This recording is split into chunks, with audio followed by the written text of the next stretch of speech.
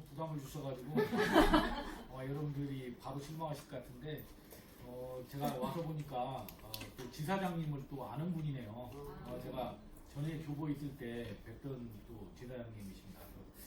이렇게 성함만 뵙고 오늘 이제 와서 보니까 지사장님이 또 굉장히 이제 제가 인상이 남으셔가지고 반갑습니다. 오늘 하고 내일 아까 이상훈 상무님이 말씀처럼 저는 현재 지금 소소대 교수로 있고요. 오늘은 소소대 교수로 온 게 아니고 제가 또 하는 일 중에 요즘 뭐 국회라고 많이 들어보셨습니까? 네. 유재석 씨가 뭐 진입을 했던 것처럼 저도 이제 본업은 또 소소대 교수이면서 국민연금 제가 홍보대사예요. 그래서 국민연금 관리공단에서 요즘 국민연금 홍보하기 위해서 저 같은 사람들에게 무료 강의를 할 수 있는 그런 자격을 줬습니다. 그래서 오늘하고 내일은 국민연금 홍보대사로 와가지고 국민연금 활용을 요령하고 이런 것들을 하기 때문에 오늘은 다 무료로 해드리는 거예요. 무료로. 그래서 마침 또 지사장님하고 이상훈 상무님께서 좋은 기회를 주셔서 이틀 동안 주제로 강의를 해드릴 건데요. 오늘 첫 번째 주제는 여러분들이 보시는 바와 같이 다 돈 좋아하시잖아요. 네. 저도 돈 엄청 좋아하거든요. 좋아만 합니다. 좋아만. 그래서 이제 우리가 이제 열심히 지금 일을 하시는 것도 결국은 우리가 이제 열심히 일을 해서 돈을 벌리려고 하는 거잖아요. 근데 언젠가는 우리가 여러분도 언젠가는 일을 그만두시고 저도 또 그만두게 되잖아요. 그랬을 때 우리가 이제 평생 내가 월급을 만들 수 있는 그런 방법에 대해서 같이 한번 생각해보는 시간을 가질 거고요.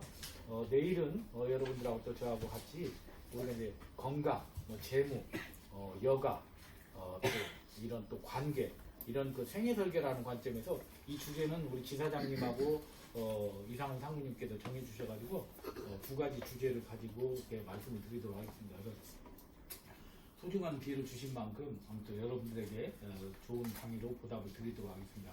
한 시간은 한 60분에서 한 70분 정도 진행은 될 것 같고요.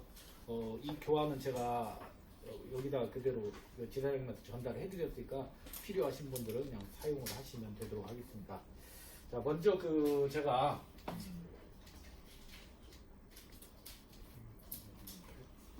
큰 버튼. 큰 버튼. 네, 오늘 제가 드릴 주제는 크게 세 가지입니다. 첫 번째는 이제 돈의 수명을 어떻게 늘릴 것이냐, 두 번째는 국민연금 활용 방안, 그리고 세 번째는 우리가 이제 3층 보장제도 많이 얘기 들어보셨죠? 개인연금, 퇴직연금, 국민연금 이런 3층 보장으로 내가 일을 하지 않아도 평생 월급을 만들 수 있는 이런 방안에 대해서 말씀을 드리도록 하겠습니다. 자, 먼저 제가 들어가면서 퀴즈를 한번 내보겠습니다. 이분 아시죠? 네. 하춘아, 그렇죠? 아주 그 노래 잘하시잖아요. 이분도 아시죠? 전영록. 이분은 김혜수. 이분은 누군지 아세요? 윤수예요. 예, 윤수입니다. 자, 그럼 이 네 사람의 혹시 공통점 아세요? 나이가 같다. 예, 정확하네. 대부분 저분 제가 선물 드리고 싶은데 이게 선물을 준비해갖고 상무님이 아마 따로 나중에 주실 겁니다. 저를 드릴게.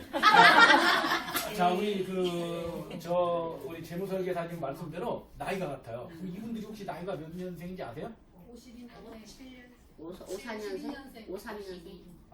원래 호적상 약간 실제 나이는 틀린데 호적상 나이는 이분들 똑같이 58년생입니다. 예? 58년 개띠예요. 58년 개띠입니다. 그러면 참고로 저는 몇 년생이냐면 저는 59년생이에요. 저는 돼지띠.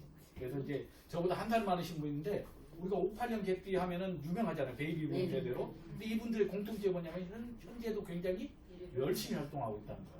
그럼 여기 계신 분들 중에서 아마 이분들보다 아직은 젊으신 분들이 많을 거예요. 근데 많은 분들이 나 이제 너무 많이 해서 그만둬야지 하는데 이분들도 앞으로 10년이 남아시고 심지어 송혜 씨는 90 몇 세인데도 활동하고 있어요. 무슨 말이냐면 여기서 우리가 느껴야 될 것은 100세 시대가 이제는 내가 오래만 사는 것이 아니라 오래 일하는 시대로 바뀌었다는 겁니다. 자, 그러면 이분들의 공통점이에요. 자, 그러면 이게 지금 2000년도 초반에 캘리포니아 버클리 대학이라는 곳에서 연구를 했어요. 자, 앞으로 2000년도에 태어난 애들이 과연 몇 살 정도 살 것인가 연구를 해보니까 여기 보시면 어떻습니까? 기본이 다 100세가 넘어가요. 일본 같은 경우는 107세까지 산대요. 그래서 이게 우리가 말하는 게 100세 시대라는 것이 이제 그냥 말로 하는 100세 시대가 아니라 정말로 100세를 사는 시대가 됐다는 얘기예요. 자, 그러면 100세를 사는데 중요한 것은 심지어 이 100세보다 더 오래 살겠다고 하시는 분도 있어요. 그래서 이게 8년 전에 나온 책인데요. 여기 뭐라고 쓰였습니까? 150세. 이 저자는 심지어 150세를 살겠다고 하는 거예요. 자, 그래서 이 저자가 걱정하는 게 두 가지가 있어요. 인간이 150세를 살게 되면은 걱정되는 문제가 두 가지가 있다고 하는 거예요. 자, 첫 번째는 뭐냐? 우선 돈은 없는데 오래 사는 거에 대한 걱정. 자, 첫 번째 걱정이 그거요. 자, 두 번째 걱정은 뭐냐면 지금 다 그렇게 배우자분들하고 사이좋게 다 지내시죠? 너무 사랑스럽죠, 남편. 어떻게나 막 빨리 좀 이렇게 보내고 싶죠. 자, 그런데 이분이 걱정하는 게 뭐냐면은 지금 우리가 한 30세쯤 결혼하잖아요. 그러면 보통 한 50년 살다가 남편이 먼저 가잖아요. 근데 이분이 걱정하는 건 150세 시대가 되면은 한 배우자하고 120년을 살아야 된다. 이게 저분 막 벌써 끔찍하게 돈독이 하시네.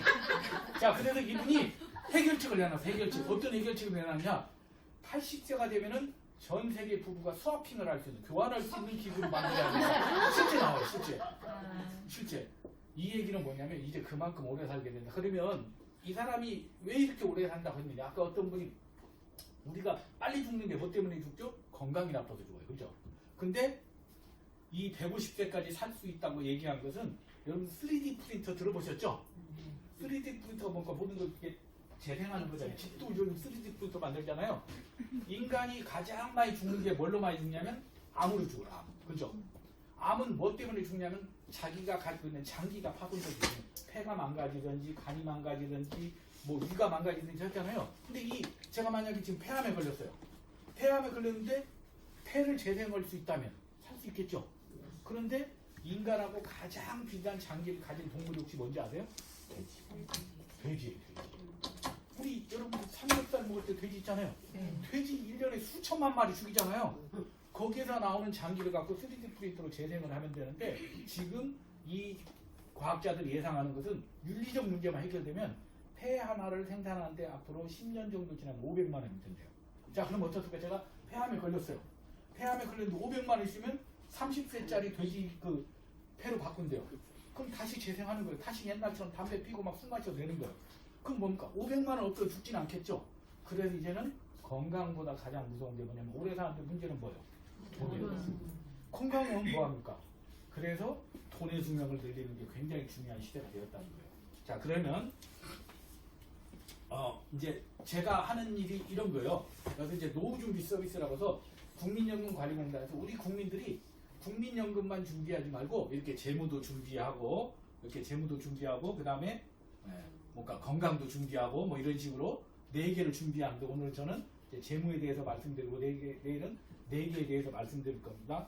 그리고 이것을 보여드려야 되는 이유는 이제 돈을 못 받게 돼 있어요. 그래서 돈 안 받는다는 거. 돈 받으면 그러니까 저 같은 사람이 와서 돈 받으면 바로 신고하시면 포상금 받으세요. 포상금. 자, 그렇게 돼 있다는 거 간단히 말씀드립니다.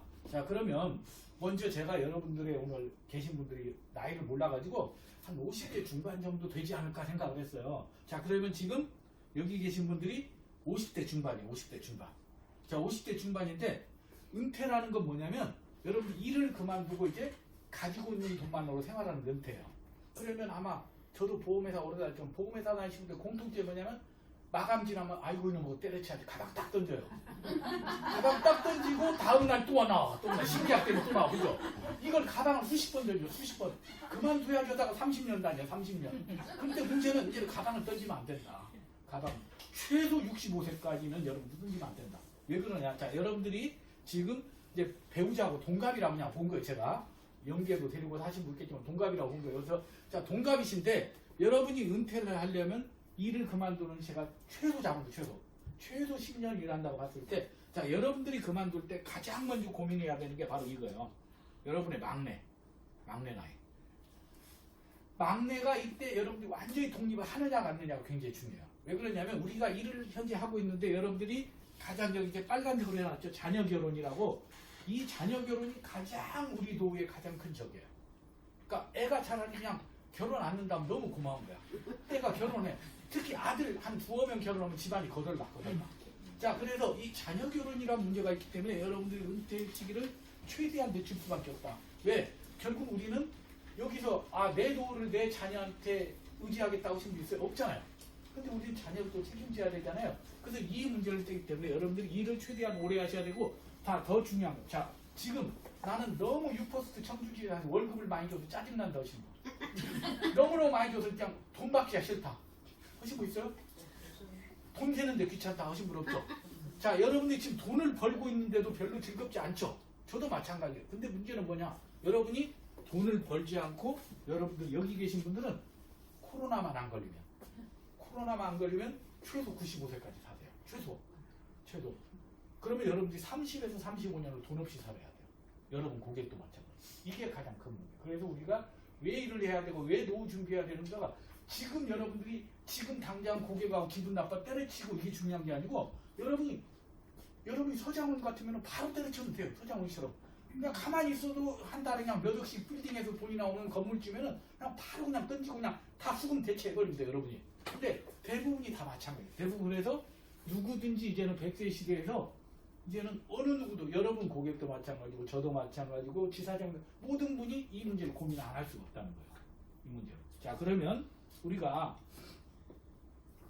지금 뭔가 예를 들어본 거예요. 예를 그냥 제 입장에서 자, 자녀도 결혼시켜야 되고 자녀 둘이면 둘 결혼시키려면 지금부터 준비하려면 한 100만 원 들어가요. 한 달에 70만 원, 30만 원.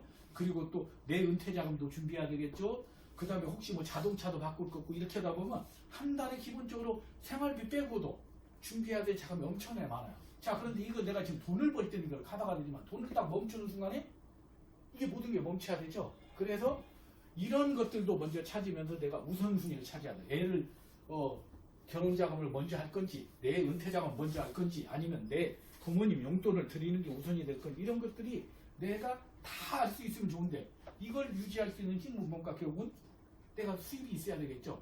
이런 것도 다 고려해야 된다. 그러니까 언제 그만두느냐는 그냥 무조건 내가 기분으로 결정하는 것이 아니라 이런 것들이 다 완결이 됐을 때 어느 정도 마무리가 됐을 때 그만두는 것이다. 자, 그러면 우리는 돈에 대한 개념을 재정립할 필요가 있어요. 자, 제가 이제 교보생명에 제가 지금 교보생명 나온 지 이제 7년 됐거든요. 제가 이제 그 전부터 이상한 상무를 알고 있었어요. 제가 교보생명 있을 때. 근데 지금은 60세지만 교보생명 55세면 나와요. 55 저희 때는 55세에 나왔는데 저는 이제 제가 이렇게 교수가 될 걸 생각 못 한 거죠. 그래서 55세가 딱 나왔는데 다 선배들 보니까 전화가 잘 안 터져요. 왜 그러니까 다 산에 있어, 산에. 또 사람들이 왜 산에 갈까? 제가 궁금했어요. 근데 퇴직을 하면 있잖아요. 대부분 직장인들이 어디에 있냐면 대부분 직장인들이 다 어디에 있냐면 여기쯤 있어요. 여기쯤. 글씨가 보일지 안 보일지 모르겠는데 그러니까 건강한 부자, 우리는 건강한 부자는 될 수가 없어요. 솔직히 건강한 부자면 이재용이가 뭐를 청주지도 와도 보험 팔겠어요? 안 팔아요. 그죠? 자, 건강한 부자는 되지 않는데 대부분 우리가 일을 할 때는 여기쯤 있어요. 여기쯤. 자, 건강하고 돈도 좀 벌어요. 근데 일을 딱 그만두는 순간에 일을 딱 멈추는 순간에 이게 급격히 이렇게 떨어져요. 급격히. 그러니까 예를 들게 제가 교보생명에서 그만둘 때 연봉이 한 1억 5천 했어요. 1억 5천? 부장으로 그만뒀으니까. 자, 1억 5천 때 딱 그만두니까 실업급여가 한 달에 180만 원 나와. 180만 원. 180만 원 받는 것도 수십 번 점검을 해요. 명함받는 늦었는데. 근데 저는 다행스럽게 비큐러스라는 그 회사에 한 몇천만 원 받고 취업이 됐어요. 자, 그런데 대부분의 사람들은 딱 직장을 그만두면 뭡니까? 수입이 없어요. 자, 국민연금 여러분 주위에서 한 달에 한 500씩 받는 분 있어요? 없어요? 없죠. 200 받는 사람도 없어요. 자, 그런데 국민연금 언제 65세 때죠. 자, 그러면 급격히 이렇게 떨어져요.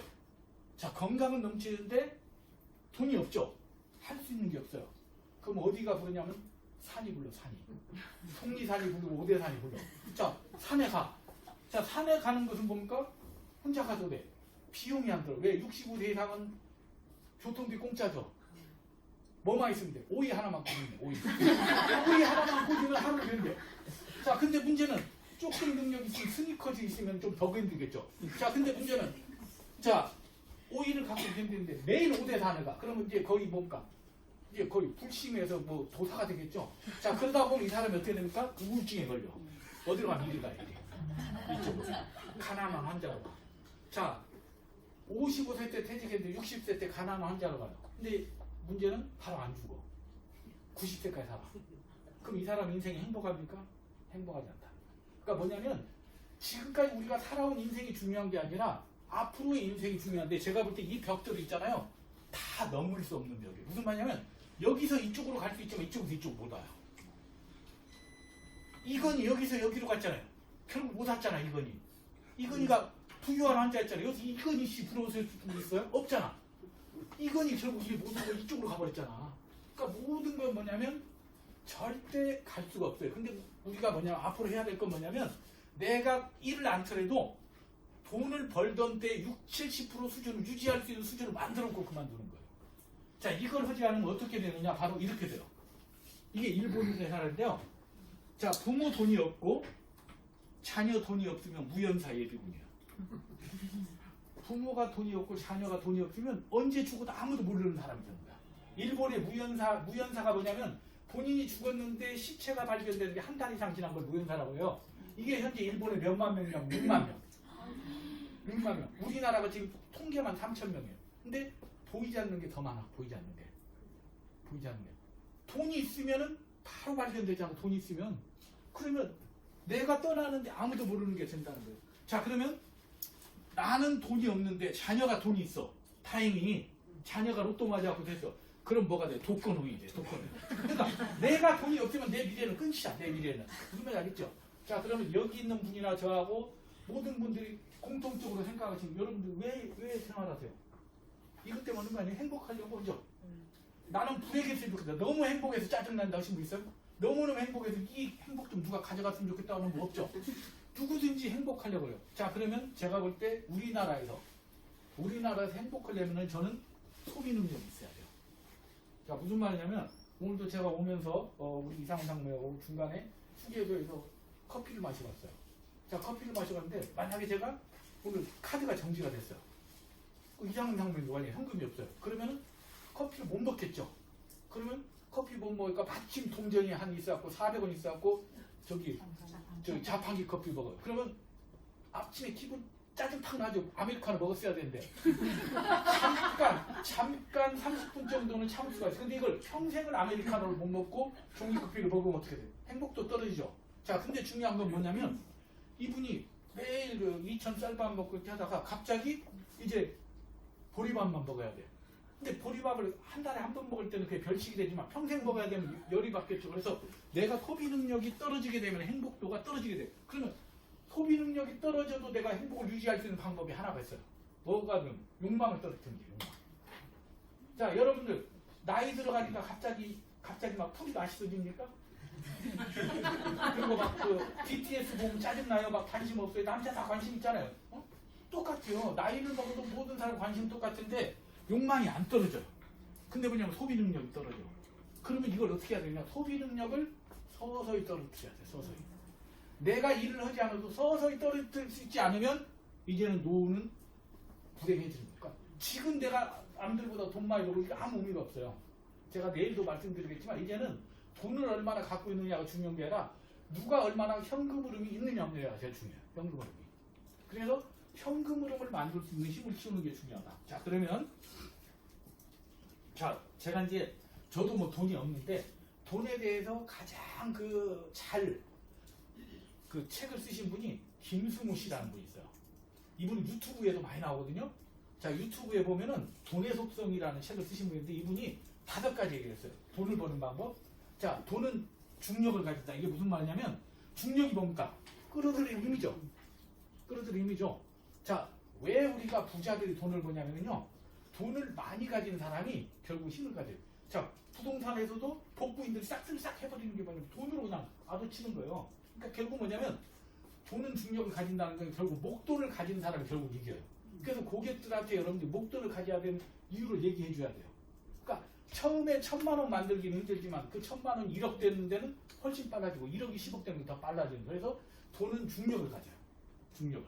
그래서 자녀들한테도 목돈을 만들 힘을 키워줘야 돼요. 자, 두 번째는 뭐냐? 두 번째는 돈은 인격체다. 이게 무슨 말이냐면 돈은 우리 주위에 보면은 노름에서 돈 버신 분, 그 다음에 로또 맞아서 돈 버신 분 중에서 잘 되신 분이 없죠. 왜 그러냐면 그 사람들은 돈을 함부로 다루는 거예요. 그러니까 돈은 자기를 소중히 다루는 사람들. 그리고 우리 재무설계사분들이 되게 알짜들이 많으신 분들이 이건 돈을 힘들게 벌어봤기 때문에 돈의 소중함 아는 거예요. 그러니까 돈은 자기를 소중하게 다룬 사람한테 돈이 남아요. 그래서 우리 연예인들 중에 보면은 그 시원하고 정혜영이라고 아시죠? 네. 이 친구는 엄청 기부 많이 했잖아요. 근데 이 친구는 계속 돈을 벌어. 왜? 돈을 인격체로 다루니까. 자, 세 번째는 뭐냐? 세 번째는 고정수입이 가요. 여러분 일해야 되는 이유예요. 자, 내가 간혹가다 1년에 간혹가다가 누구 1,000만 원씩 목돈이 들어와. 이런 일시금보다는 한 달에 100만 원씩 버는 게 훨씬 효과적이에요. 왜 지금 IMF에 다 자영업자들이 자빠지냐면은 바로 고정수입이 없어서 자빠지는 거예요. 결국은 고정수입이 가장 중요한 고정수입이. 그러니까 내가 지금 제가 내일도 잠깐 설명드리겠지만 여러분들 지금 1년 정기예금 이자가 몇 프로? 1%도 안 돼요. 1%? 지금 0.75%야. 그럼 1% 잡으면 여러분이 여기서 그 청주지사에서 200만 원을 받으면은 은행에 거의 20억을 맡겨야 나와. 20억. 은행에 20억 있는 거 없잖아. 2천만 원 마이너스 대출은 있어도 없잖아. 그러니까 뭐냐면 여러분들이 버는 돈이 100만 원이 거의 10억의 자산가치야. 10억의 자산가치. 그래서 일의 힘이 큰 거야. 일의 힘이. 자, 네 번째는 뭐냐? 네 번째는 고생해서 버는, 특히 우리처럼 고생해서 번 돈이 없잖아요. 왜? 고객의 마음을 설득해서 하기 때문에. 그래서 우리 FP님들이 성공하는 거예요. 고생해서 벌기 때문에. 자, 다섯 번째 뭐냐? 이것은 제가 이제 뭐 오해하실 수 있는데, 우리가 보면은 정부에서 나오는 뭐 실업급여라든지 아니면은 뭐 국가에서 나오는, 아니면 또 뭐 회사에서 나오는 뭐 이렇게 단축 이런 거 있잖아요. 우리 이런 것들 굉장히 꽁돈이라고 하는 거야. 근데 이게 또 결국은 남의 돈도 굉장히 내 돈처럼 소중히 다뤄야 돼. 남의 돈. 자, 이 다섯 가지를 하면은 성공한다고 합니다. 그래서 기회가 되시면 이 돈의 속성이라고 이 책을 사보시지 마시고 유튜브에 돈의 속성 치면은요 수십 개 올라왔어요. 정말로 주옥 같은 말 많이 한번 들어보시기 바랍니다. 자, 그러면 우리나라하고 비슷한 나라가 어느 나라예요? 일본이잖아요. 자, 일본의 지금 노후 세대를 보면은 이런 6가지가 있대요. 그래서 첫 번째가 무연사회가 뭐냐면, 무연사가 아까 뭐냐면 죽었는데 아무도 모르는 게 일본에 한 6만 명 된다고 했죠? 자, 그리고 노인 표류라고 해갖고 노인들이 막 그 돌아다녀. 왜 돌아다니냐? 돈이 없으니까 돌아다닌 거야. 그래서 노인들이 지금 막 그 구매남매갖고 지금 일본에 지금 강간 뭐 이런 거 절도 이런 뭐 그러니까 상해범 이런 것들 있잖아요. 일본 전체 그 국민의 10배 이상 높은 게 65세 이상 노인이에요. 왜? 노인들이 힘드니까 노인들이 막 그 범죄를 저지르는 거야, 노인들이. 자, 그리고 일본에서는 지금 간병살인이라 갖고 자녀들이 간병을 하다 보다니까 부모를 살해하는 게 너무 많아. 간병살인이. 지금 뉴스 매스컴에 안 이런 것들이 엄청나다는. 그다음 네 번째는 자산 갈등. 왜? 아버지가 재산인데 아버지가 안 돌아가셔. 돌아가셔야 상속을 받는데 80이 돼도 아버지가 110살로 살아있어. 그러니까 아버지가 돌아가시기 기다리니까 이런 게 자산 갈등이 일어나. 자, 그리고 연금이 줄어드니까 연금 불안. 그 다음에 평생 일해야 돼. 이런 것들이 뭔가 우리나라가 유일하게, 우리 일본 다 좋아하잖아요. 근데 또 우리나라가 유일하게 따라가는 게 일본이에요. 이런 걸 다 따라간다. 이게 우리의 현재 모습이고 우리의 또 미래의 모습이에요. 자, 그러면 이제 제가 이제 두 번째 주제로 말씀드릴게요. 아까 제가 이제 돈의 수명 늘린다고 했잖아요. 자, 그럼 돈의 수명이라는 게 뭐냐면, 자, 우리가 지금 평균 수명이 있고 근로 수명이 있고 돈의 수명이라는 거예요. 평균 수명은 여러분들이 몇 세 살 것인가죠? 자, 얼마 전까지 우리가 80세 살았어요. 80세. 우리 부모님 세대는 80세 정도 살았어요. 그래서 80 넘으면 우리 호상이라고 했잖아요. 자, 그런데 지금 올해 2020년에 우리나라 현재 사망자하고 생존자가 있겠죠. 우리나라 2020년에 처음으로 바뀐 게 뭔가 생존자와 사망자가 바뀌었어요. 무슨 말이냐면 올해 태어나는 애보다 돌아가시는 분이 더 많아요. 그럼 이 얘기는 우리나라 이제 인구가 줄어드는 애가 되는 거죠. 처음으로. 자, 그런데 평균 수명이 80세에서 어떻게 바뀌었냐면 100세로 바뀌었어요. 이렇게 여기 계신 분들 특별하지 않고 100세까지 사시는 거예요. 젊은 분은 한 105세까지 사셨어요. 105세까지.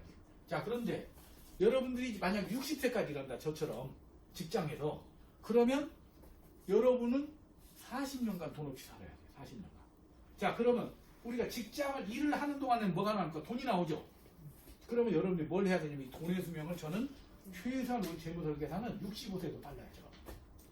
재무설계사의 좋은 점이 뭡니까? 연령이 제한이 없잖아요. 연령에. 물론 여러분들 뭐 주위에서 막 4차 산업이 그 4차 산업 이런 것들, 3차 산업, 4차 산업 이런 것들은 한 20년 전에 얘기 나왔어. 항상 얘기 나왔던 항상. 그거 살 사람은 다 살 사람은. 그러니까 무슨 말이냐면 그런 거 흔들리지 않고 내가 과거에 내가 100을 벌던 것을 70을 벌겠다는 마음을 갖고 오래 가는 게 중요한 게 오래 가는 거예요. 그래서 돈의 수명을 근로 수명을 최대한 늦추시는 게 중요하다. 최대한. 자, 그리고 더 중요한 건 이 돈의 수명인데 여러분들이 일을 하면은 60세까지 이 돈이 나오겠죠. 자, 멈춰요. 그러면 이걸 연장하는 게 뭐냐? 이걸 우리가 연금이나 다른 수단으로 해서 이걸 100세까지 연장해 놓으면 여러분이 100세까지 일을 못 하잖아요, 우리가.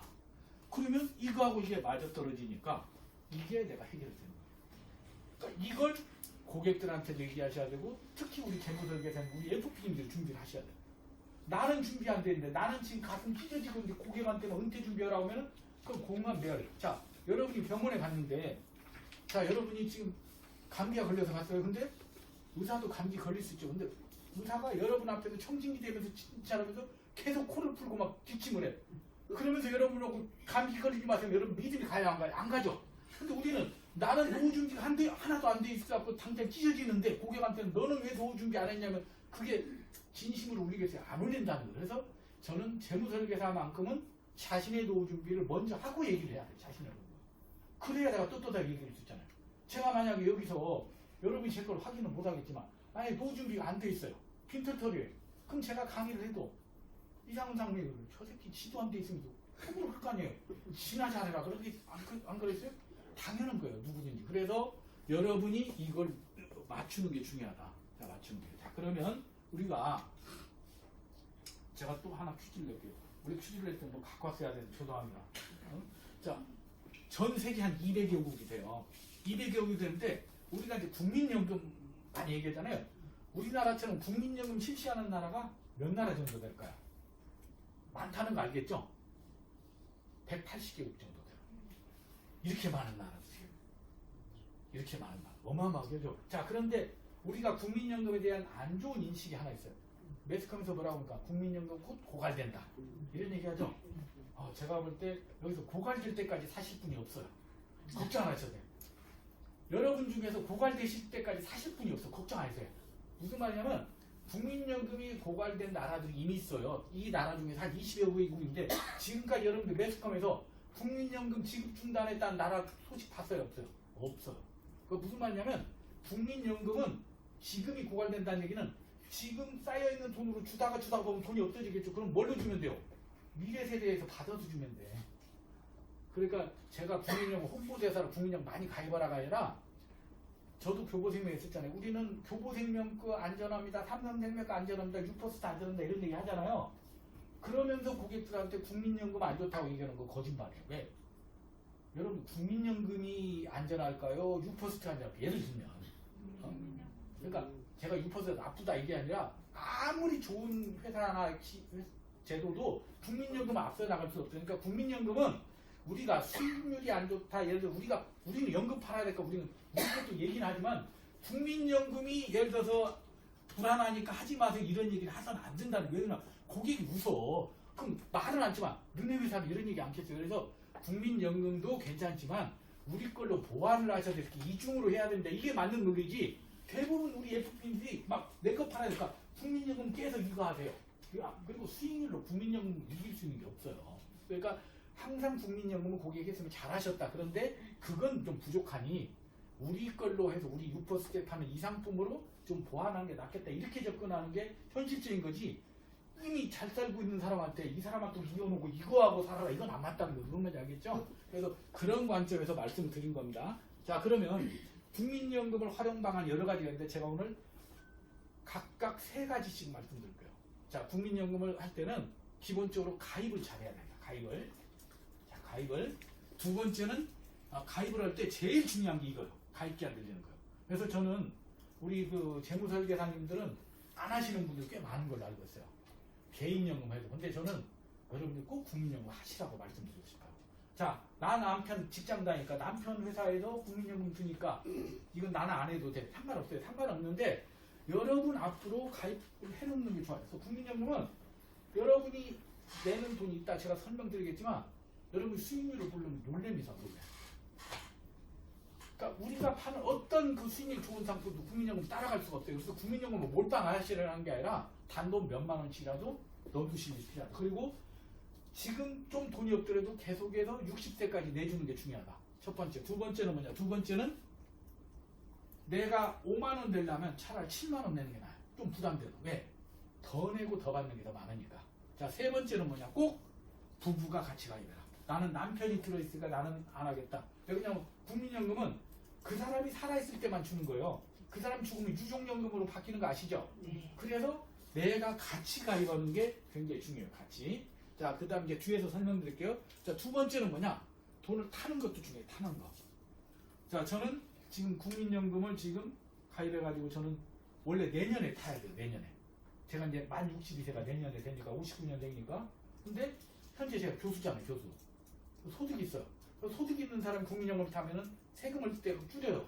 그래서 저는 이제 늦게 탈 거예요. 늦게. 자, 그러면 국민연금을 내가 제때 받는 거. 여러분들 각자 나이별로 언제 타는 거 아시죠? 자, 이게 제때 받는 거예요. 자, 그런데 이거보다 일찍 타는 게 있어요. 당겨 받는 게 있어요. 조기 노령연금. 일찍 타면은 좋은 점이 있죠. 빨리 탈 거. 근데 먼저 빨리 타면은 1년에 6%씩 줄어요. 타는 돈이. 내가 100만 원 타는데 1년 빨리 타면 6만 원 줄어요. 그러니까 가급적이면 늦게 타는 게 낫겠죠. 자, 그리고 더 좋은 방법은 늦게 타는 거예요. 최대 몇 년까지 늦게 탈 수 있냐? 5년을 늦게 탈 수 있어요. 5년. 1년 늦게 탈 때마다 7.2%씩 올라가요. 1년에 7.2%짜리 수익률이 있어요, 없어요? 없죠. 그래서 그러려면 여러분들이 늦게 타려면 어떻게 해야 돼요? 여러분이 오래 일해야 돼요. 오래. 저는 지금 오늘 이런 얘기 이상훈 상무님이라고 지사장님하고 이런 얘기 혹시 여러분들 혹시 저 사람 지사장님 혹시 짜가지고 우리 오래 다니라고 강요로 왔나? 저는 이런 개념이 아니에요. 그냥 오래 일하는 게 가장 좋은 힘이에요. 늦게 탈 수 있는 거예요.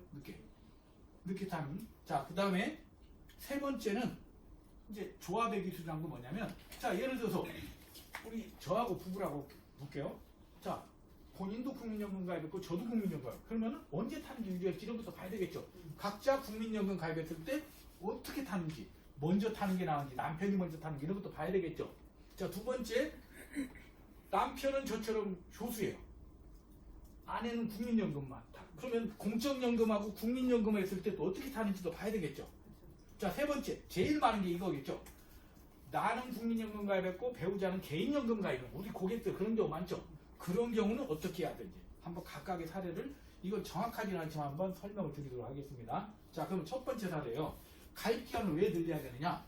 자, 국민연금을 홍 씨하고 이 씨가 있다고 볼게요. 자, 99,000원씩이에요. 한 달에 99,000원 낼 수 있잖아요. 10만. 자, 120회 내면 10년 내는 거죠. 240회면 20년 내는 거죠. 그런데 10년을 내면 총 내는 게 1188만이에요. 1200만 원 정도 되죠. 이 사람이 타는 연금액이 얼마요? 182,850원이요. 182,550원. 183,000원 정도 되죠. 여러분 상품 이런 상품 있어요, 없어요? 때려주게도 없어. 때려주게도 아무리 수익률 좋아도 없어. 그죠? 자, 그런데 이 사람이 20년을 내. 20년을 내면 2배 내죠. 2,400 정도 되죠. 근데 연금 얼마 타요? 33만 5천원 타요. 33만 5천원.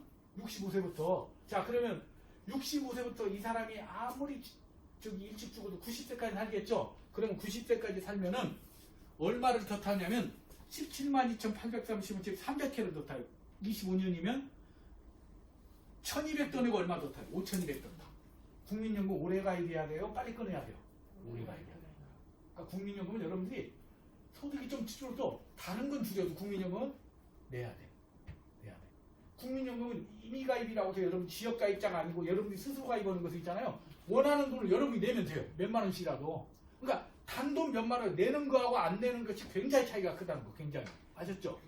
그래서 내면 낼수록 유리하다. 그래서 지금 국민연금관리공단에서 옛날에는 무한정 내게 했는데 지금 법 바뀐다고 얘기 못 들었어요? 그래서 그게 바뀐다는 것은 좋다는 얘기야.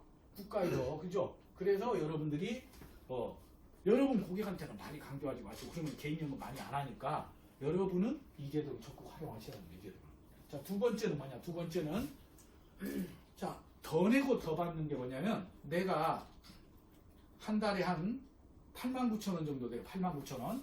89,000원 내면은 내가 내는 것이 만약에 20년간 받으면, 이건 좀 계산하면 연금으로 다 계산한 거예요. 계산하면 한 1억 6천 정도 돼. 1억 6천. 1억 6천. 내가 낸 돈은 4,200인데, 총 낸 게 4,200인데, 내는 건 한 1억 6천 돼요. 그럼 내가 타는 게 1억 2천을 더 타요. 1억이죠. 근데 만약에 내가 돈을 이렇게 내요. 43만 7천 원. 많이 내죠? 많이 내더라도 그래도 타는 거에 더 많다. 그러니까 무슨 말이냐면 국민연금 우리가 대부분 어떻게 하든 국민연금이 적게 내야 소득이 수익률이 좋아요. 그 여러분 주위에 보면 국민연금 막 10만 원 안 내시는 거에 많은데 많이 내면 수익률이 좀 떨어지더라도 그래도 더 타니까 다른 거보다는 유리하다. 그러니까 국민연금 무조건 적게 내려고 하지 마시고 내가 조금 단 만 원이라도 더 내서 나중에 더 타는 게 훨씬 낫다. 아셨죠? 자, 뭐 그 말씀 드린 거고. 자, 세 번째는 이제 부부가 가입하는 게 좋아요. 근데 부부가 가입할 때 딱 하나 안 좋은 점이 있어요. 부부 중에 다 일찍 돌아가시면 안 돼요. 그래서 차를 탈 때도 좀 떨어져서 앉아야 돼요. 부부 중에 이렇게 한꺼번에 다 가시면 제일 재수없는 사람이 오늘 연금 탔는데 그냥 오늘 돌아가신 거야. 이런 사람도 있겠죠. 이제 이런 것은 그러니까 국민연금 무조건 오래 살아야 돼. 무조건. 그래서 부부가 함께 가입하는데 근데 우리가 부부가 뭐 한꺼번에 돌아가시는 경우가 많지 않잖아요. 그것도 어쩔 수 없는 거니까 운명이니까. 그래서 부부가 함께 가입하는 게 좋겠다. 자, 그러면 이제 두 번째 수령의 기술입니다. 자, 제때받기가 뭐냐면 제가 앞쪽에 제가 거꾸로 저 하나가 안 올라오네요. 제때받기는 아까 각 나이에 따라서 몇 년인데 이게 표가 왜 안 올라오죠? 제가 돼 있는. 자, 당겨받기는 뭐냐면 제가 아까 만 62세 때 탄다고 했잖아요. 만 62세 때. 자, 만 62세 때 제가 만약에 100만 원 탄다고 볼게요. 근데 제가 57세 때 타면은 얼마 타냐면 70만 원 타요. 왜? 1년을 먼저 탈 때마다 몇 프로 준다고 했죠? 6%. 1년을 먼저 타면 6% 줄어. 자, 그런데 반대로 제가 늦게 타면 7.2%. 그래서 제가 100만 원을 타는데 만약에 67세 때 타면 얼마로 드나요? 136만 원. 그래서 국민연금은 내가 제때 탈 건지 일찍 탈 건지 늦게 탈 건지를 결정을 하는데 제가 그나마 늦게 탈 수 있는 힘도 제가 뭐예요? 교수를 했기 때문에 지금 돈을 벌고 만약에 제가 교보생명에서 55세 때 하고 지금 놀고 있으면 벌써 탔겠죠. 벌써.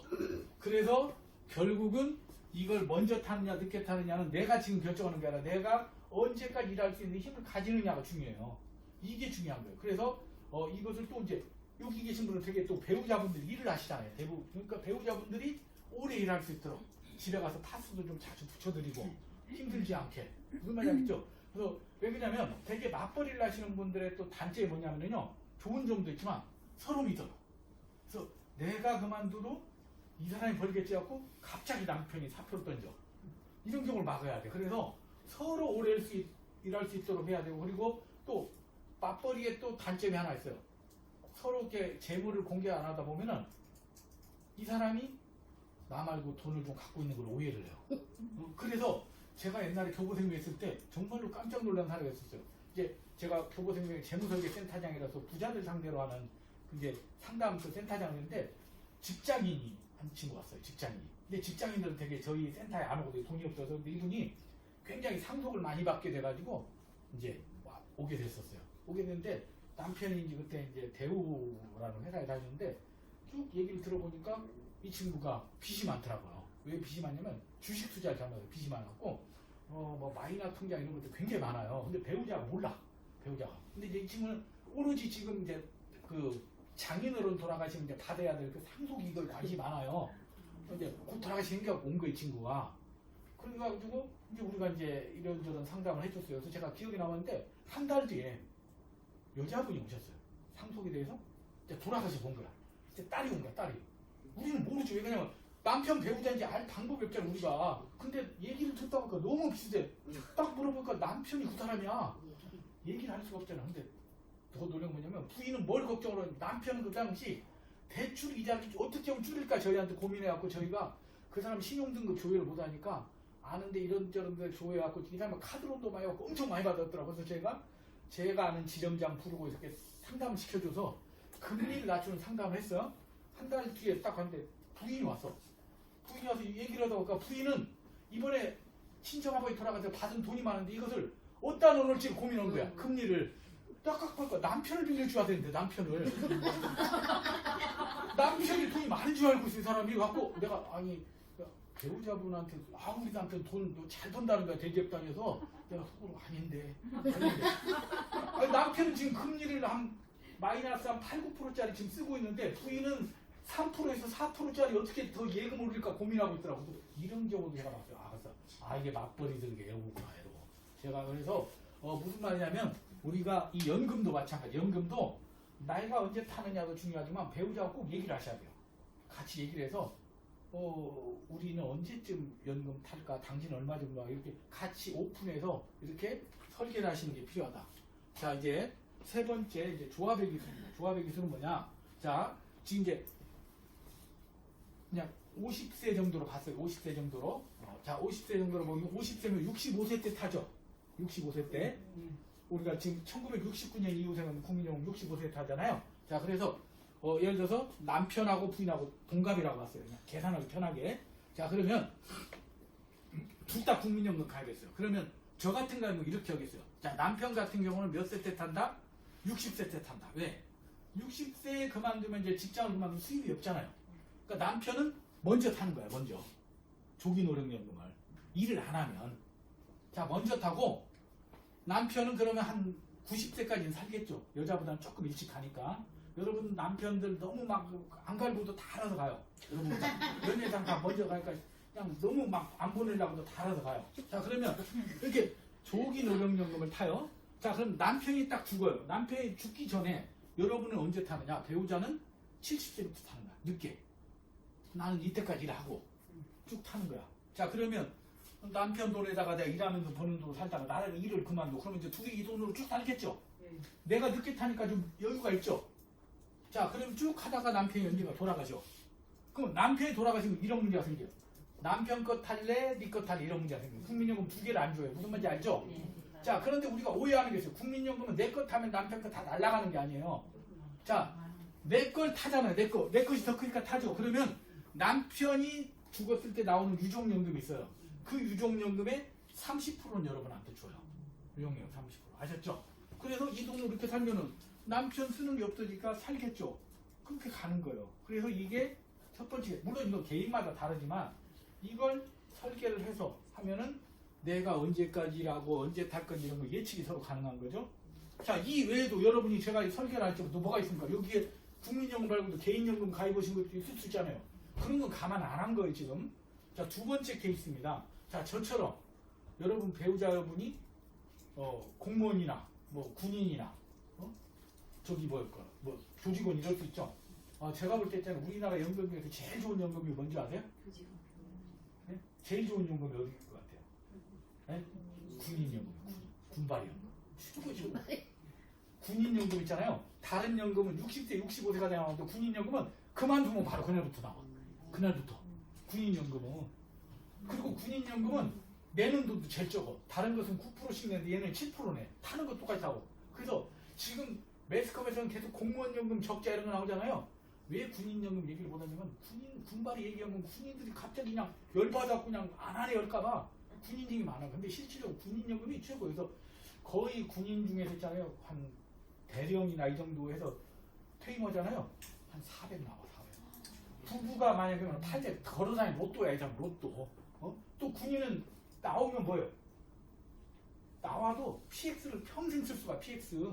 군대 PX 얼마나 따신지 아시죠? 군대 PX 평생 가서 가, 평생 가서.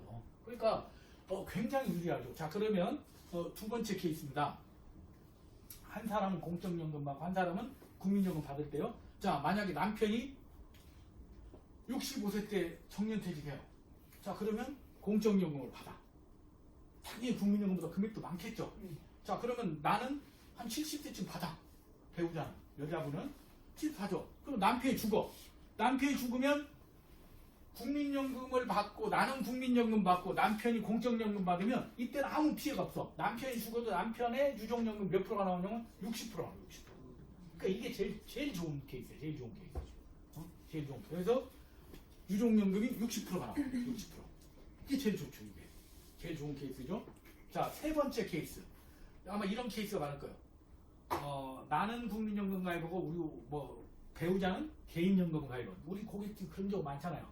자, 그러면 개인연금을 가입한 사람 같은 경우 저는 개인연금 가급적이면은 피보험자를 여자로 많이 하라고 해요. 피보험자를. 왜? 피보험자가 오래 살아 연금을 타잖아요. 남편을 피보험자로 하면은 일찍 죽으면 끝이잖아요. 무슨 말인지 알겠죠? 종신형 같은. 그래서 피보험자를 여자로 했을 때 여자가 피보험자하면은 60세부터 다 종신형으로. 그럼 여자는 한 100세까지 살겠죠. 쭉 받겠죠. 60세부터 종신형으로. 자, 그러고 남편은 65세부터 노령연금을 타는 거예요. 65세부터. 자, 그러다가 남편이 죽으면 뭐가 나와요? 유족연금이 나와요. 유족연금. 이건 프로세스 잘못했어요. 좀 더 나올 수 있어요. 이제 내가 개인연금만 타니까. 자, 그래서 이런 식으로 설계하면은 이게 모든 걸 설계하지 않지만 이걸 제가 설계해드린 건 뭐냐면 고객을 만날 때 이런 식으로 얘기해야 되고 여러분 가게도 이걸 얘기해봐야 돼요. 그러니까 막연하게 하는 거하고 이걸 남편하고 당신 얼마쯤 나올 것 같아. 그럼 국민연금 사이트 들어가면 다 나오잖아요. 그죠?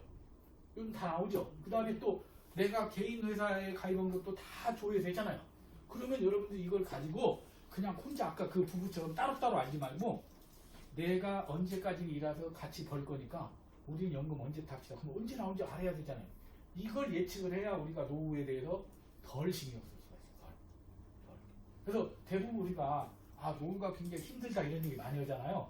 근데 저는 여기 계신 분들처럼 일을 하시고 물론 다 수입 다 틀린 거 알아요.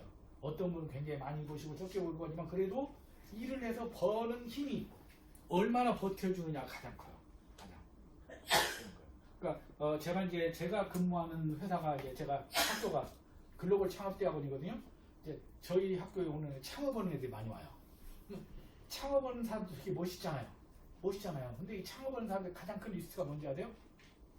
바로 고정비예요. 고정비.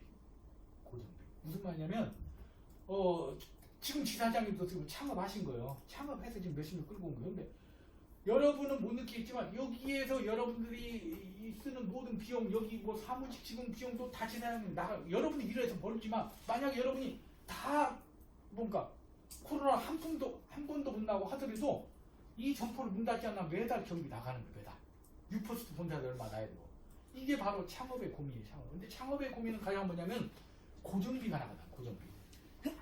고정비. 그게 굉장히 커요. 고정비가.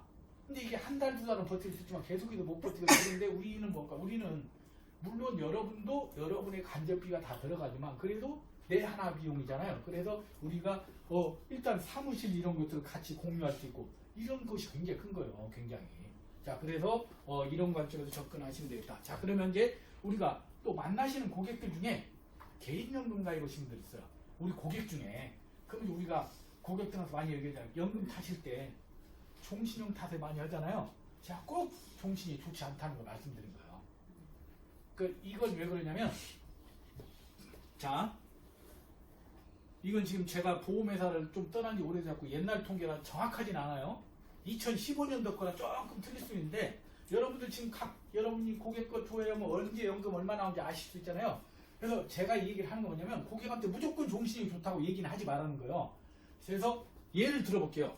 자, 고객이 30대 남성이고 보험료 한 달에 30만 원씩 내요. 30만 원씩 내서 60세 연금 계셔요. 그래서 이게 S생명 거예요. 그 당시 S생명 건데, 자, 그러면 30년간 10년 냈으니까 30만 원씩 3,600 냈겠죠. 그럼 이 사람이 연금을 얼마 타냐면 종신형으로 하면은 317만 원씩 나와요.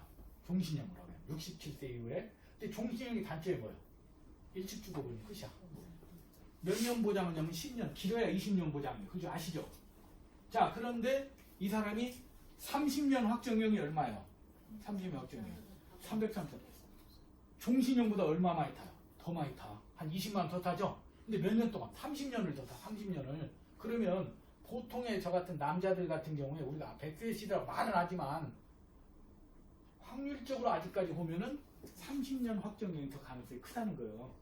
그러면 무조건 종신형이 유리하다고 할 게 아니라 이걸 비교해보라는 거야. 설계를 해줄 때 네가 확정형으로 타는 거하고 종신형으로 타는 거하고 이 사람이 이 종신형보다 오래 타려면 최소 35년 이상 살아야 돼요.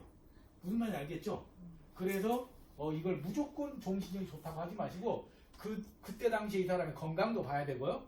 그 사람 갑자기 그 시점에 예를 들어서 건강검진 오는데 뭐 예를 들어 무릎이 나왔다 이런 뭡니까? 이 사람 차라리 확정형으로 가져오는 게 나아요. 무슨 말인지 알겠죠? 한 번 지급 수준을 바꾸면 못 바꾸잖아요. 그래서 고객한테 우리가 물론 장기적으로 보면 종신형이 유리한데 우리는 고객 입장도 고려해줘야 돼요. 그래서 무조건 종신형이 좋다고 하지 마시고 꼭 이 수익률을 비교해서 고객이 선택하게 한다. 무조건 배운 대로 종신형 여기가 종신형 하라 하지 마시고 이걸 설계를 해서 내 것도 마찬가지예요. 내 배우자 것도 내 그 당시에 건강이나 이런 걸 보고 설계를 해보고 어떤 걸 탈지 고민해 보시는 게 필요하다. 자, 그 다음에 이제 우리가 요즘 주택연금 또 얘기 들어보셨죠? 주택연금. 자, 주택연금이라는 건 뭐냐면 우리가 이 주택연금도 중요해요. 오늘 청주도 많이 올랐죠, 값이. 자, 그러면 여러분들이 노후 준비를 할 때 내가 조금은 좀 그 준비가 덜 돼 있는데 내가 우리 애들한테 집을 안 넘기고 집을 한번 활용하면 어떨까 이런 생각 하실 수 있잖아요. 이 주택연금이 올해부터 과거에는 작년까지 60세 이상이었어요. 근데 이제는 55세 이상 주택연금 가입하실 수 있어요. 주택연금 대충 다 아시죠, 내용은. 자, 주택연금 내가 집을 담보로 맡겨서 그 집에서 내가 살면서 생활비를 받는 거예요. 생활비 받다가 내가 딱 죽으면 내 배우자한테 넘어가요. 그 소유권이 자, 저하고 저희 와이프가 주택연금 가입했어요.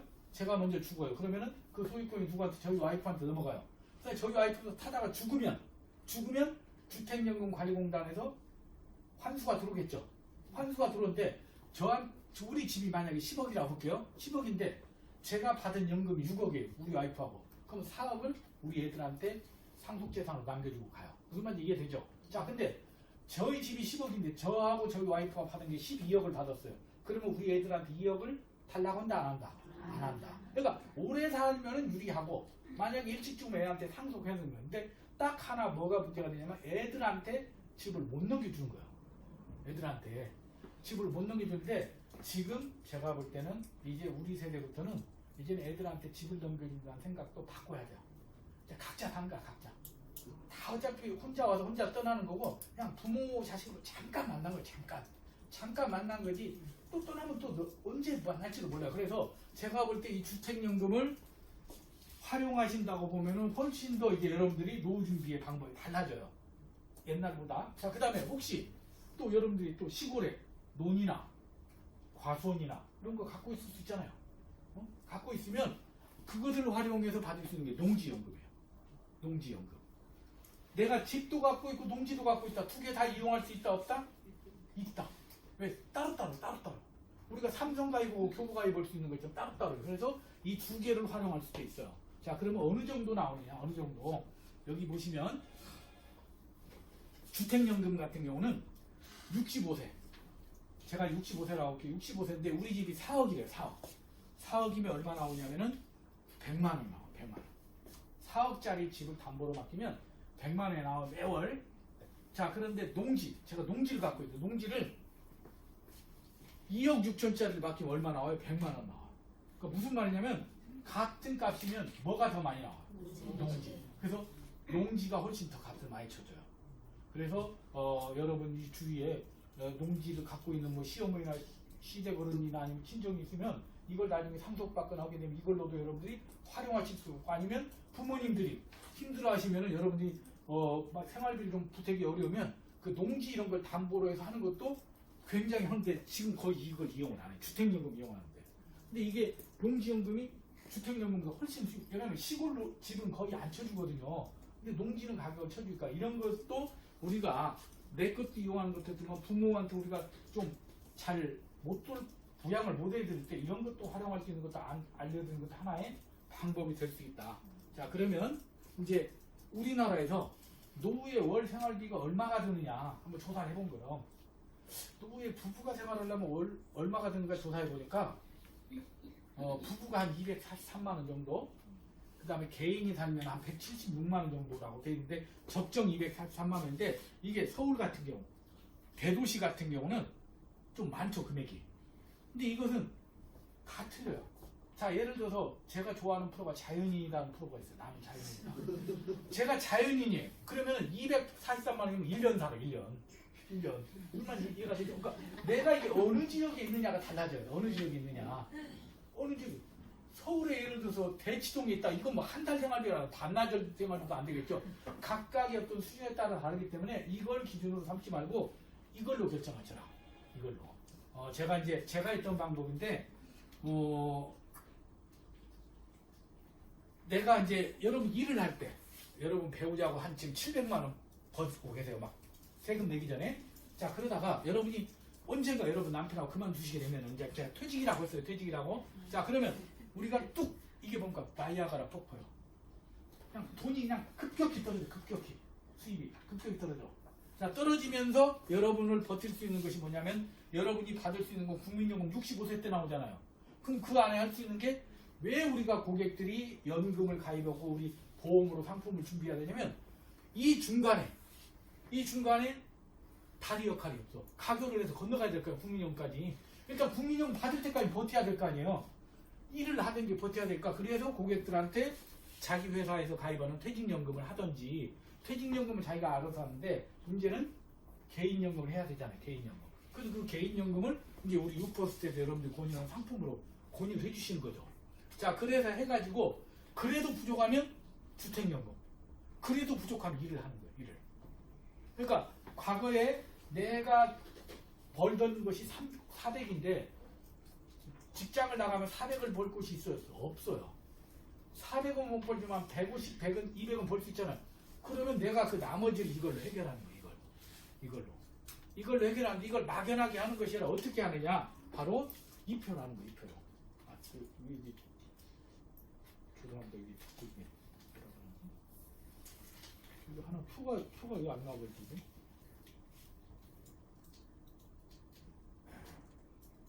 아, 이게 옆에 표가 있는데 지금 뭐가 깨졌나 봐요. 이게 나와야 되는데 촬영을 하고 있는데 안 나오네. 이게 뭐냐면요. 간단하게 말씀드리면 1층에가 국민연금, 1층에가 2층에가 퇴직연금, 3층이 개인연금이에요. 개인연금인데 그러면 자, 예를 들어서 배우자분하고 이제 우리가 65세부터는 일을 않고 더 이상 돈 없이 살자 이렇게 얘기를 했어요. 일 안 않고.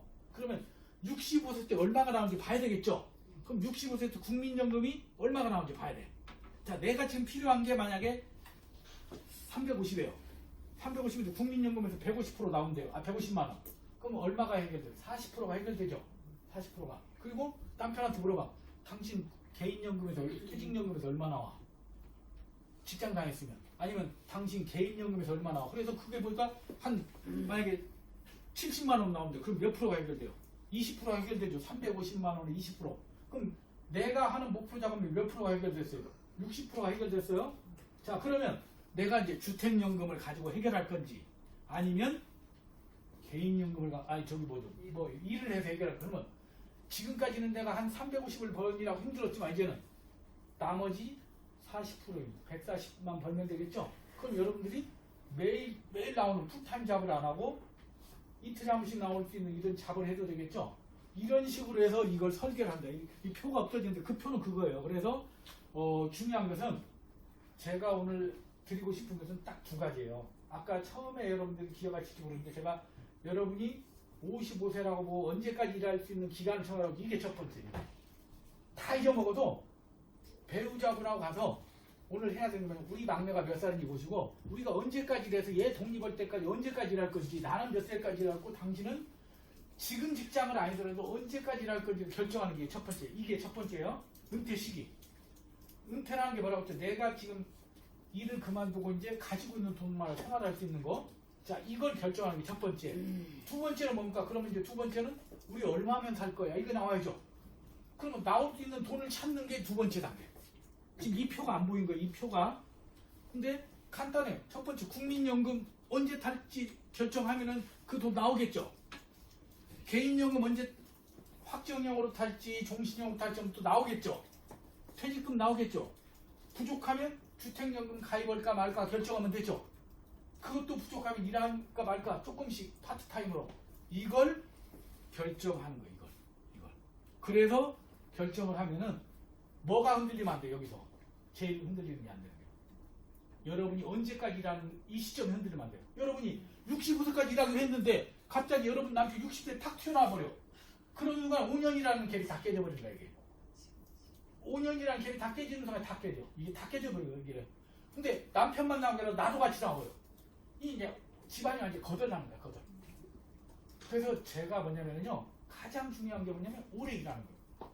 그러니까 저는 이런 강의를 어디서 제일 많이 하냐면 금융연수원이라는 곳에서 많이 해요. 금융연수원이 은행원들이에요. 은행원들 여러분 돈 많이 타죠. 우리 막 욕 많이 하잖아. 월급 많다고. 근데 제일 경쟁력 없는 애들 누군지 아세요? 금융인들이에요. 나오면 할 게 없어. 걔들은 은행원들은 할 게 없는 게 여러분은 누구한테라도 가서 고객을 설득할 수 있잖아요. 은행원들은 설득을 못해. 왜? 가만히 앉아서 지금까지 번호표만 눌러봤어. 아니 우리는 번호표 하면은 하루에 보험 청약서 100장도 받잖아. 100장도. 근데 걔들은 그렇게만 해봤어. 그리고 기껏해서 판다는 게 펀드 팔아봤어. 아마 걔들 보고 종신 팔아면 1년에 한 개도 못 팔게. 한 개도. 그렇기 때문에 이 친구들 경쟁력이 없는데 이 친구들이 다 받기를 억대 연봉을 받아요. 근데 나오면 아무것도 없어. 근데 얘들한테 대개 얼마 주냐면 퇴직할 때 한 4, 5억을 줘요. 4, 5억을 줘. 그러니까 우리 욕을 많이 하잖아. 이 새끼들 고객 등으로 돈 많이 받는데 대부분 직장인들 그 돈을 다 못 가져. 왜? 저도 직장 생활했지만 대부분 다 빚이 있었다. 빚이. 담보. 근데 직장을 딱 그만두는 순간 제일 먼저 어디서 오는 줄 아세요? 채권기관에서 다 연락을 해요. 바로 그날 회수가 들어가. 바로. 그냥 직장 딱 그만두면 연락 오는 데가 몇 군데가 있어. 저기 국민연금 아니 공무원 아니, 건강보험관리공단에서 지역가입 축하한다고 바로 전화 와. 제가 그거 중년 퇴임하니까 모르는 데서 전화가 왔어요. 강신기 씨죠. 축하드려요. 누구지 했더니 여기 국민연금관리공단 광진지사인데 지역가입 축하드립니다. 전화 와요. 근데 고용보험 실업급여 주는 데 있잖아요. 거기 절대 전화 안 와. 왜? 탈 때는 내가 전화해야 돼. 탈 때는. 돈 빼먹는 데는 다 전화 와. 돈 빼먹는 데는. 자 그래서 그렇게 한단 말이에요. 자 그러면 이 친구들이 경쟁력이 없어요. 그래서 제가 얘들한테 뭐라고 하냐. 오늘도 제가 오면서 상무님하고 얘기했어요. 은행원들이 딱 장수하는 게 하나 있어요. 만약에 부부가 맞벌이다. 얘네들 있잖아요. 정년까지만 하면은 얘네들 기본이 400에서 500 나와요. 국민연금, 개인연금, 퇴직연금 하면. 근데 그걸 못 버티고 지금 다 내보내잖아요. 그러니까 얘들이 그걸 버티면 4, 500을 버틸 수 있는데 그걸 5년에서 10년만 먼저 나오는 순간에 얘들이 신불자가 되는 거야.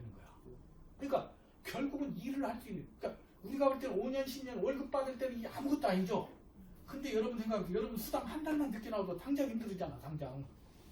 근데 우리는 그걸 모르고 그냥 너무 고객들 열받아서 가방을 던져 그냥. 내일 안 나오게 하다가 생각해보면 바로 내일 또 카드값 낼 거야. 또 나와.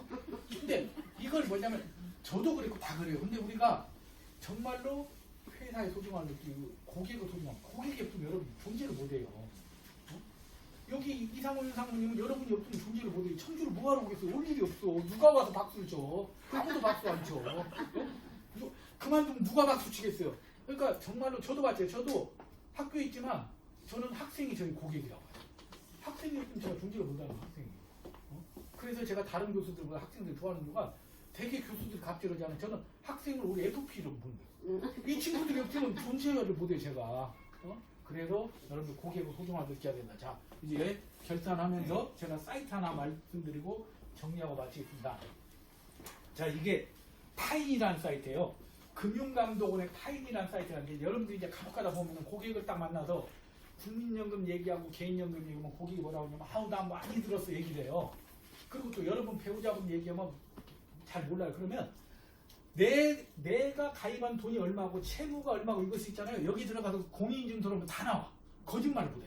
거짓말을. 이게 뭐냐면은 여러분 사람 돌아가시면 상속재산 조회하기 아시죠? 그 사이트. 여기 가면 다 나와. 잠자는 돈 나는 여기 수십 번 들어가면 내 돈이 하나도 없어. 잠자는 돈이 없어. 다 있어요. 여러분들 못 찾은 옛날에 뭐 보험금 있으면 다 나와요. 이런 거 다 찾을 수가 있어요. 그래서 고객들한테 이 파인이라는 사이트를 알려줘서 고객이 조회하면 다 나와. 우리가 고객 걸 볼 수는 없잖아요. 고객한테 그런 파인으로 조회해주세요. 그럼 제가 한번 설계해드릴게요. 이렇게 하시면 되고요. 자, 이 사이트 꼭 활용하시고 이거 그냥 스마트폰에서 다 들어가실 수 있어요. 스마트폰 공인증서가 깔리면. 자, 그리고 이제 제가 정리를 하면서 마치겠습니다. 자, 뭐 여성분들이야 축구 뭐 많이 좋아하지 않지만 축구 간혹가다 보시죠. 그럼 우리나라 축구의 가장 문제점이 뭐예요? 우리가 축구의 문제점은 후반전에 골을 먹어. 그것도 마지막 끝나기 1분 전에 먹어갖고 막 통안의 게임 뭐 이런 얘기 하잖아요. 자, 그래서 뭐냐면 축구에서 보면 하프타임이라고 써요. 하프타임 뭔지 아세요? 중간에 전반전과 후반전에 쉬죠. 그래서 막 감독이 뭐라고 지시하고 하잖아요. 이 하프타임. 그럼 저는 우리 인생의 하프타임 뭐냐면은 바로 50대. 이때 가는 것이고 20대. 50대. 자, 그러면 우리 인생의 전반전. 지금 여기 계시면 다 전반전 뛰는 거예요. 전반전. 나이에 상관없이. 그럼 전반전에 뭐냐면 우리가 전투도 할 수 있고 약간 실수도 할 수 있어요. 실수. 그리고 이제 일로 따지면 은퇴이전이야. 은퇴이전. 그러니까 내 나이가 중요한 게 내가 언제 은퇴하기 전까지는 전반전이야. 근데 여러분이 언젠가 은퇴하죠. 그럼 후반전이에요. 후반전. 후반전은 뭐냐면은 전략을 해요. 전략. 무슨 말이냐면 내가 어디서 살 건지 얼마에 살 건지 솔직히 지금은 여러분들이 막 대출이자 좀 나오고 신경 안 써도 돼요. 근데 내가 일을 나가면 그때는 대출이자가 단 10만 원이 엄청 부담이 돼요. 전략을 세워야 되고 정조준을 해야 돼. 정조준. 그리고 은퇴 이후에. 근데 저는 전반전하고 후반전하고 어디가 더 중요하냐? 후반전이 훨씬 중요해요. 지금 잘 사는 게 별로 의미가 없어요. 지금 잘 사는 거 나쁘진 않은데 이때 후반전을 대비하지 않으면 돼요. 그래서 우리나라 축구 감독 중에 여러분들이 잘 아시는 축구 감독 누가 있죠? 히딩크 감독 있죠? 히딩크 감독이 지금은 사람들이 굉장히 이렇게 칭송하잖아요. 이 히딩크 감독 별명이 뭔지 아세요? 5대0 감독. 5대0. 왜 5대0인지 아세요? 5대0으로 하도 져가지고 처음에 와서 히딩크가 프랑스한테 5대0, 체코한테 5대0 계속 5대0으로 친 거예요. 계속 5대0으로 쳤는데 히딩크 감독이 왜 5대0으로 쳤냐면 우리나라는 맨날 감독들이 오면은 쉬운 사람 동남아 저기 중국이나 불러서 게임하고 그래서 이겨갖고 자기 승수를 올렸는데 히딩크는 강한 팀하고 붙인 거야. 자 그래서 계속 5대0으로 깨진 거예요. 그러니까 우리나라 감독하고 틀려서 5대0으로 깨지니까 그 당시 기자들이 히딩크한테 마이크를 댔어요. 당신 왜 이렇게 5대0으로 깨지니까 히딩크가 이런 얘기를 했어요. 모든 게임은 후반전에 의해서 결정된다. 그런데 이 게임에서도 5대0으로 졌어요. 우리가 기자들 어떻게 물고 뜯었겠죠. 근데 히딩크가 말한 5대0은 후반전은 어떤 게임이에요? 그 게임의 후반전이 아니라 우리가 기억하는 월드컵 4강이었어요. 그러니까 결국은 히딩크는 멀리 내다보고 월드컵 4강이라는 목표를 위해서 뛰었기 때문에 월드컵을 간 거야. 그럼 제가 이 얘기는 뭐냐? 고객들을 만나고 우리가 만나면 고객들은 당장을 얘기해. 당장 얘기가 당장 뭐로 주포스에 가입해. 아니면 뭐 내가 그때까지 뭐해. 근데 결국 뭐냐면 길다는 거예요. 인생이. 그래서 모든 일이 한꺼번에 이루어지는 일이 없다. 그래서 제가 이렇게 뭐 강의를 이렇게 많이 하는 건 아니지만 오래간만에 와서 했는데 정말로 이렇게 참 이렇게 열정적으로 참여해 주시고 해서 감사함을 느낍니다. 그래서 좀 아쉬운 것을 이렇게 좀 몇 번 이렇게 제가 미리 시연해 봤어야 되는데 분명히 제대로 가져왔는데 조금 뭐가 문제가 있는 것 같아요. 그래서 내일은 또 그런 일이 없도록 이렇게 잘 준비해서 하도록 하겠습니다. 아무튼 여러분들의 건승을 기원하면서 제가 한 가지만 당부 말씀드리겠습니다. 이게 이제 그 국민연금관리공단에서 하는 거다 보니까 딱 여러분들이 해주실 게 있어요. 해주실 게 뭐냐면은 이제 이건 이제 제 지금 현재 그 국민연금관리공단 그 사이트에 있는 제 지금 소속 사진도 나와 있고요. 이게 제 QR 코드예요. 그래서 제가 이제 이걸 한 것을 거기다가 보고를 해야 돼요. 보고를. 근데 제가 청주지사 안 하고 가짜로 또 보험회사 하는 거짓말인데 얘들이 믿지를 못해. 그래서 이걸 했는지 안 했는지를 확인을 해야 되기 때문에 이 만족도 조사를 해요. 이 교육에다 만족도. 뭘로 하냐면 여러분들이 이걸 찍으면 이걸 QR 그 스마트폰으로 찍어 보셨죠? 찍으면은 바로 만족도 조사로 넘어가는데 이 만족도 조사가 객관식으로 9문제. 그냥 만족한다 때려주시면 돼요. 아셨죠? 네, 감사합니다. 마치겠습니다.